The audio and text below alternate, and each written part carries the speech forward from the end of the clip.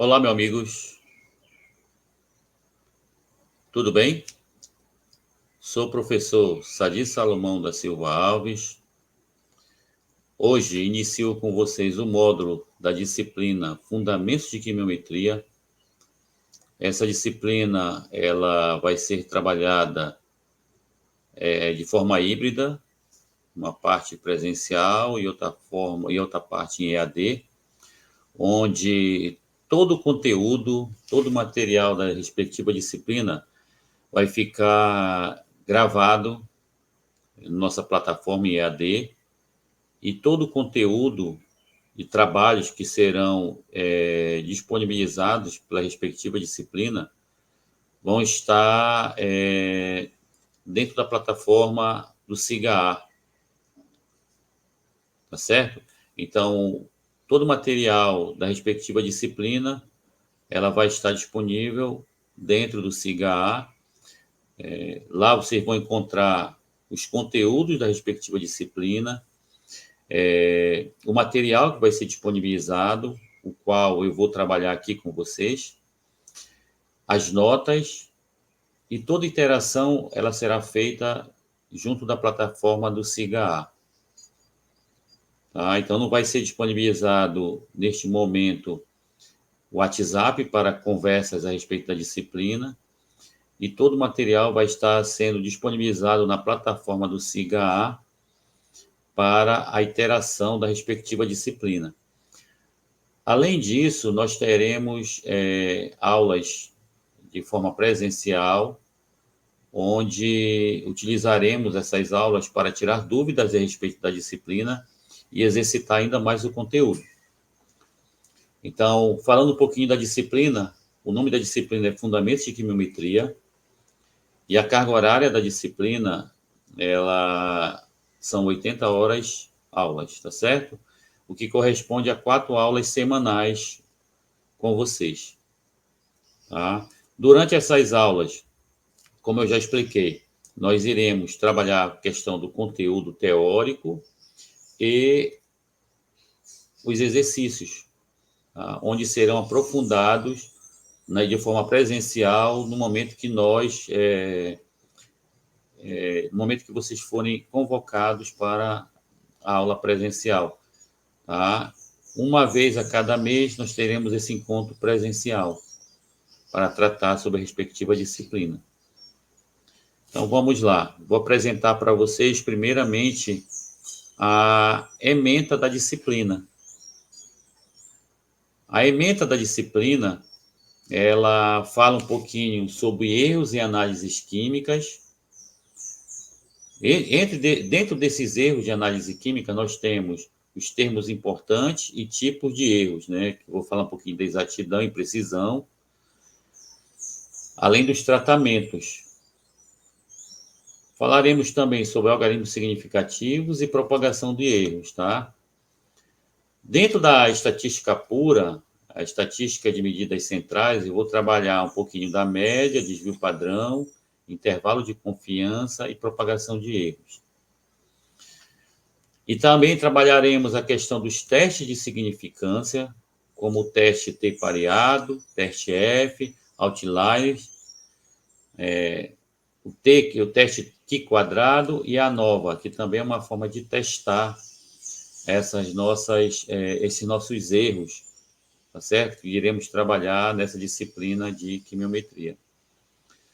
Também vamos trabalhar a questão da qualidade de medidas analíticas, onde nós iremos tratar sobre a organização dos resultados em tabelas e gráficos, tá? Regressão e correlação linear, validação do método e o uso de planilhas eletrônicas.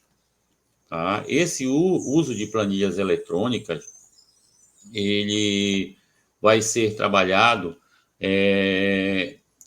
dentro da química. Tá? Então, vai ser um curso que ele vai nos ajudar bastante, porque nós teremos tanto as aulas teóricas, como teremos também as práticas. As práticas servirão para tirarmos dúvidas em relação à disciplina e tentar melhorar o processo ensino-aprendizagem, ok?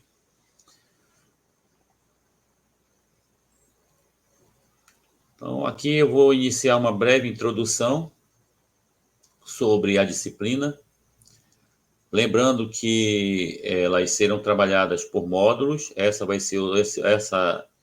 nossa aula vai ser o primeiro módulo, onde eles vão demorar em torno de uns 20 minutinhos para não dificultar muito o aprendizado de vocês. Então, cada módulo desse em torno de 20 minutos, tá?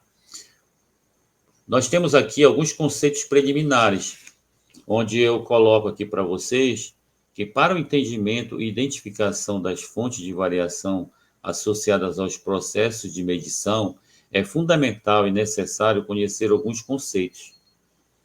Esses conceitos nos ajudarão a identificar as causas da variação do resultado analítico, distinguir entre população e amostra, representar um conjunto de dados, detectar erros, representar um conjunto de dados e representar graficamente os resultados e outros assuntos relacionados à estatística do laboratório.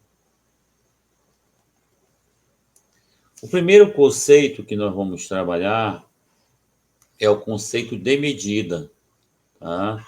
E o que seria medida, pessoal? Medida nada mais é do que a medição, que é um conjunto de operações que tem por finalidade determinar o valor da magnitude.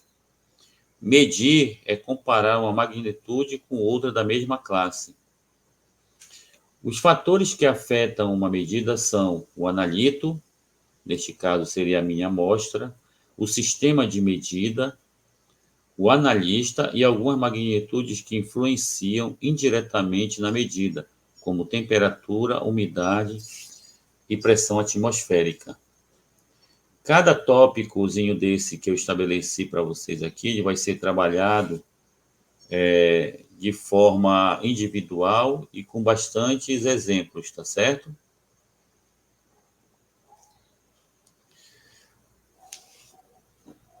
Agora vamos tratar um pouquinho do tópico valor. O valor tem a ver com a norma ISO 17025, que estabelece os requisitos gerais de competência técnica para laboratório de calibração e recomenda que cada resultado deve ir acompanhado de 2 parâmetros de qualidade básicos. Um ele chama de valor e o outro é incerteza. Então, nós temos aqui, apresentando para vocês aqui um resultado agora, onde ele vai mostrar o valor 1 mais ou menos o valor 2. O que significaria isso para a gente, pessoal? O que significa, na verdade, para a gente esses dois tópicos? O valor 1 ele tem a ver com o valor da estimativa do valor verdadeiro, e o valor 2 com a incerteza. Tá? O valor é a propriedade do resultado. Então, daqui para frente, todas as vezes que nós formos trabalhar em medidas em laboratório, nós vamos ter sempre um valor 1 somado mais ou menos a um valor 2, ou seja, o que ele chama de valor da incerteza. Então, hoje, se nós temos um valor de 15 ml, por exemplo, medir um volume de 15 ml em uma pipeta qualquer, né? Esse volume já não vai ser mais único, ele vai ser 15 ml mais ou menos este meu valor da incerteza, que vai depender de alguns fatores que nós vamos ver nos slides futuros aqui, tá bom?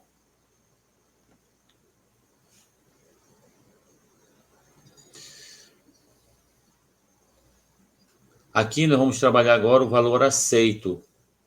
O que seria esse valor aceito? Ele corresponde à média dos resultados obtidos, quer mediante cálculo. É o valor mais provável em repetições de um dado metrológico. Esse valor de referência é o valor que é aceito como referência ou padrão para uma dada grandeza.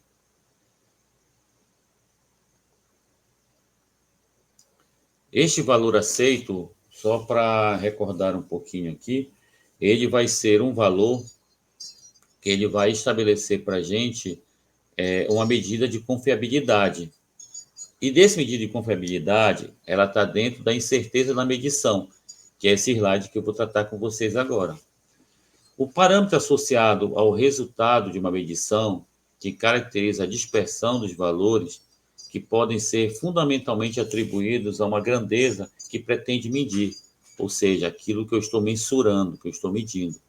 Ou seja, é uma medida, ou seja, é uma estimativa que quantifica a confiabilidade do resultado de uma medição. Quanto maior for a incerteza, menor será a confiabilidade do meu resultado. Então, na verdade, essa incerteza na medição, como já tratei anteriormente, falei para vocês anteriormente, tem a ver com a incerteza do meu valor, tá certo? Quanto menos erros eu tiver numa medida, quanto menos procedimentos errados acontecerem nesse meu processo, maior vai ser maior vai ser o meu resultado de confiabilidade e menor vai ser a minha incerteza, tá certo? Ou seja, quanto maior for a minha incerteza, menor será a confiabilidade do meu resultado. Então, na verdade, nós temos que prestar muito bem atenção na respectiva disciplina, porque ela vem tratar sobre esses processos de confiabilidade do meu resultado, tá certo? Então, ele vem tratar sobre incerteza, vem tratar sobre precisão, vem tratar assuntos sobre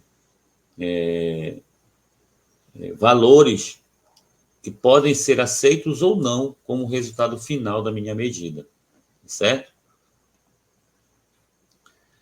Como exemplo, eu vou colocar para vocês aqui um exemplo utilizando análise gravimétrica. Né?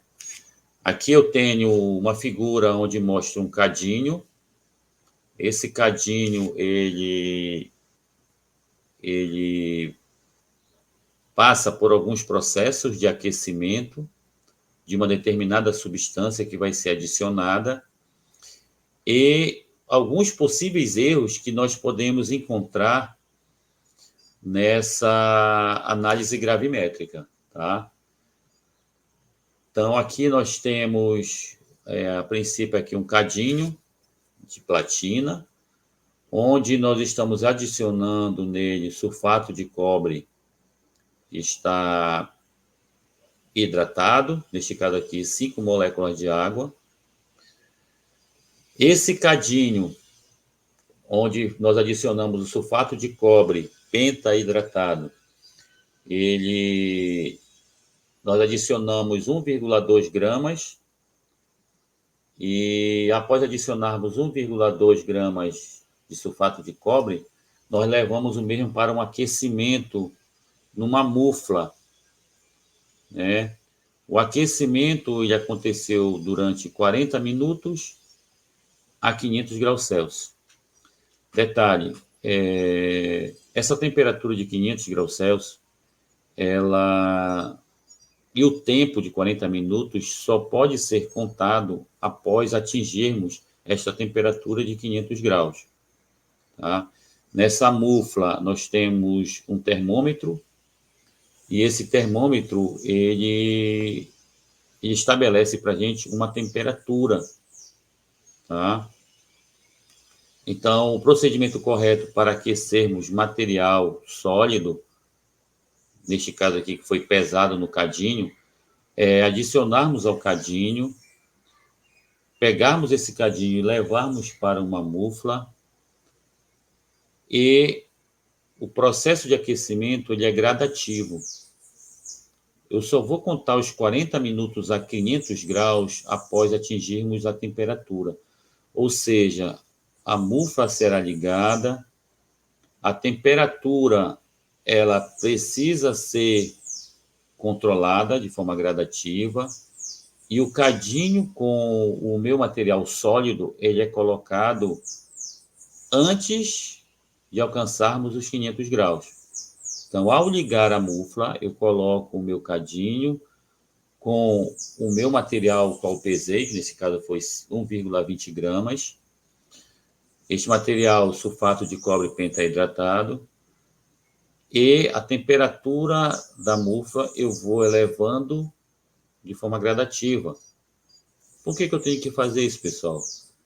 Eu tenho que fazer desta forma para que este material ele não extrapole, não receba uma temperatura tão elevada e acabe saindo do meu cadinho. Então, se eu colocá-lo para aquecer de forma imediata a 500 graus, eu vou ter uma retirada deste material de dentro do cadinho por conta da temperatura muito elevada. Então, essa temperatura ela tem que sofrer um aquecimento de forma gradativa com este material dentro do cadinho e dentro da mufla. E após atingir 500 graus, eu começo a contar o tempo de 40 minutos para que o procedimento seja iniciado. Tá? Então, após 40 minutos a 500 graus, este meu cadinho ele é retirado desta minha mufla. É claro que eu tenho que ter todo aquele cuidado de retirar esse material, vai estar muito aquecido, né? Eu vou ter que ter aquela garra e a luva para evitar queimadura. Retiro de lá esse material, vou colocar este material dentro de um dessecador. O dessecador ele aparece aqui embaixo. Tá? Qual é a finalidade desse dessecador, pessoal? É fazer com que este meu cadinho e o meu material que foi para aquecimento volte à temperatura ambiente, tá? E após voltar à temperatura ambiente, depois de um determinado tempo, este cadinho ele é retirado do dessecador, tá? Detalhe, ele é utilizado para o resfriamento da minha amostra, do meu cadinho, e evitar com que essa amostra que foi aquecida, ela receba,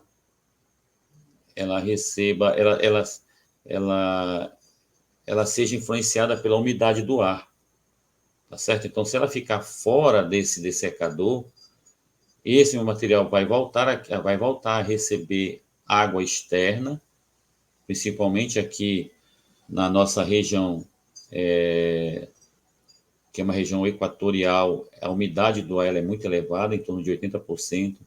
Então, se esse material ficar fora desse dessecador, fatalmente vai absorver água do meio, certo? Após esse resfriamento do dessecador, eu levo novamente esse material para a balança de precisão, onde eu vou ter a massa do cadinho mais a massa da amostra, que foi pesada anteriormente, que eu comentei, 1,20 gramas. E eu vou precisar subtrair esta massa, dessa nova massa do cadinho, onde passou por um aquecimento e gerou cinzas. Então, eu vou ter a massa antes do aquecimento e a massa após o aquecimento. Essa subtração, ela vai me dar este novo valor de massa, tá certo? Que está presente dentro desse meu cadinho, que no caso serão as cinzas. Então, utilizando este exemplo como um procedimento gravimétrico, o que nós podemos observar? Que se não tivermos o devido cuidado, nós podemos ter alguns erros relacionados ao que eu chamo de precisão. Um deles é a contaminação. Eu poderia ter pego ali o cadinho com a mão suja, com a mão um pouco oleosa. Isso vai influenciar, por exemplo, no peso desse meu cadinho. Tá? O tempo, por exemplo, que eu coloquei esse cadinho para, para aquecer dentro da minha mufla, ele foi um tempo inadequado, né? Esse cadinho, após ser retirado da mufla e ser levado para dessecador, o material dessecante, que é o que fica no fundo do meu dessecador, ele pode estar com uma sílica gel velha, antiga. Então, é necessário que seja prestado atenção para que esta retirada de umidade do meu material, ela, ela não seja prejudicada, tá certo? Então, pode acontecer da sílica gel ser uma sílica antiga, então é necessário que eu tenha nesse dessecador uma sílica nova. A balança pode estar descalibrada. Eu posso anotar de forma errada essa minha massa que eu pesei antes, a massa que eu pesei depois, tá certo? Principalmente se esse meu cadinho não estiver bem resfriado. Se ele estiver com uma temperatura um pouco aquecida ainda, tentar pesar, eu vou ter uma diferença nessa minha pesagem, né? Que também é considerado como erro, tá certo? Então, tudo isso pode influenciar nesse processo de erros que estão acontecendo aqui neste exemplo de gravimetria. Tá ok?